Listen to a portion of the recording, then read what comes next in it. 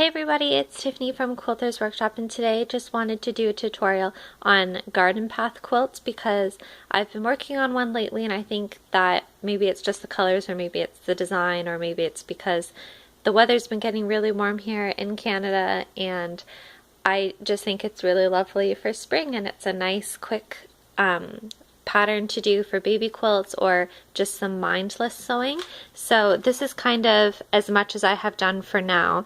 It's not all sewn together obviously, so the seams aren't lining up perfectly yet, but I've got the first two rows sewn together, so those need to be joined, and then I'm working on just laying out the third and fourth rows, so none of these blocks are sewn together yet, so that's why this doesn't really look like it's going to line up, but it will as soon as the seam allowances are gone.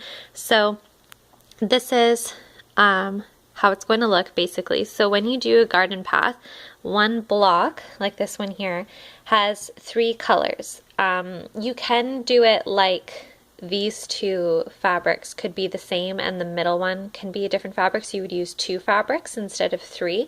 But I like doing it with three because I think it's just a nice contrast. So the pattern, if you start up at the top here, these two colors kind of work their way down and they make like a little staircase almost, this greenish fabric and then this little floral print here. So that's I guess the idea of calling it a garden path is because they kind of go up and down and around each other, and then the little pink ones are almost like a basket weave effect because you can sort of imagine them kind of coming under and over each other, almost like little bridges. That's like how I like to think of it. So if you would like to make one of these, all you have to do is cut 2.5-inch strips of 3 different prints, or if you choose to do 2 different prints like I mentioned earlier, you can do that as well. So here I have 2.5-inch strips of the full width of the fabric.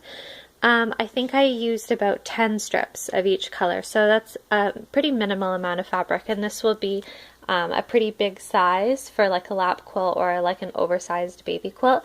And the first thing you're going to do is decide the order that the fabrics are going to go in. So if you look at this block here and imagine my fabric, the order is the green, the pink, and then the floral print. So right now I have all of the green and the pink strips, the whole width of the fabric, so you don't do any cutting after you cut the 2.5-inch strips.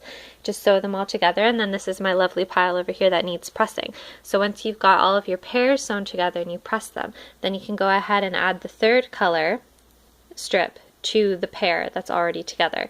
And then once you've ironed that, you're going to have 3 strips all sewn together in one long giant strip, and then after that you're going to do a sub-cutting. So sub-cutting means that you're going to now turn these strips this way on your cutting board, except they would be flat and pressed, and there would be a third one attached to it, of course. And then you're going to decide, once you've got that third strip sewn on, you're going to measure from either edge. So once you've got that measured, and if you're using 2.5-inch strips, you should end up being around 5.5 to about 6 inches. I think mine are 5 3/4, but it really just depends how wide or how accurate really your seams are. If you're using a 1/4-inch seam, if you're using a 1/4-inch foot, it should be a lot easier. And definitely pin as well when you're sewing these strips together, because you want to make sure that it's really accurate, because that'll reflect the sizing of your blocks, and you want to make sure that all of your blocks are the same size or else they won't go together at all. So if your block is around 5.5 or 6, you should get about 6 or 7 blocks cut out of each strip that you do, so you can kind of keep that in mind. I'm planning on doing my quilt about 7 squares across by 9 down.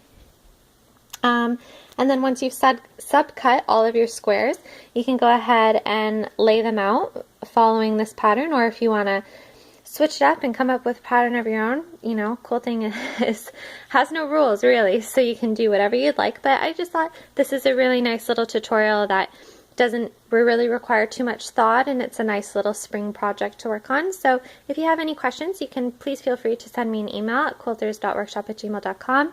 And if you'd like to follow me on Facebook or Instagram or Pinterest, all my social media links are in the down bar below. I hope you all have a great day. Thanks so much for watching.